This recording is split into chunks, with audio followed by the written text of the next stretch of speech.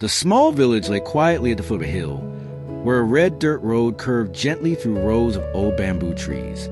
The road had no name, no signs to guide travelers. The villagers simply called it the road over the hill. Hai grew up in that village. From a young age, he always wanted to leave. He disliked the dusty road under the midday sun, disliked the night so quiet he could hear insects breathing. Hai believed his real life was somewhere else, where there were bright lights, success, and bigger dreams.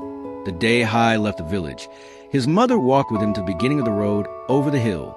"Walk steadily, my son," she said softly. Hai nodded and did not turn back. He was afraid that if he looked at her for too long, his heart would weaken. The years that followed went exactly as Hai had imagined. The city was vast, work was busy, and money was enough. Yet, he rarely returned home. Phone calls with his mother became fewer, reduced to brief questions. "Are you healthy?" "Yes." "Is work going well?" "Yes." Everything was fine.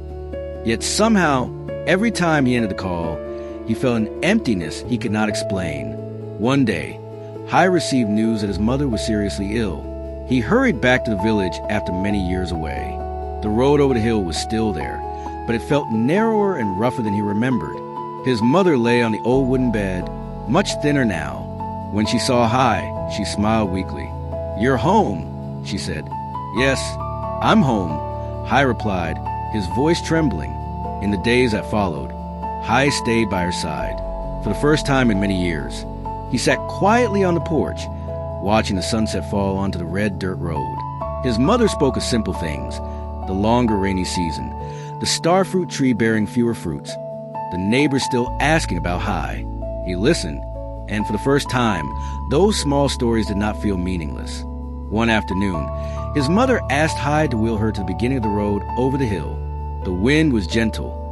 Sunlight scattered softly on the ground. "I can't walk this road anymore," she said slowly, "but I want you to remember it." Hai remained silent. "Everyone has their own path," she continued. "Not every road has signs. But if you walk with kindness, you'll never truly be lost." A few days later, Hai's mother passed away. On the day he said goodbye, Hai stood for a long time at the start of the road over the hill. He realized that while he had traveled far in the outside world, he had forgotten a road that taught him how to take his first steps. Later, Hai returned to the city, but every year, he came back to the village and walked slowly along that road without signs, not to find a destination, but to remember who he was.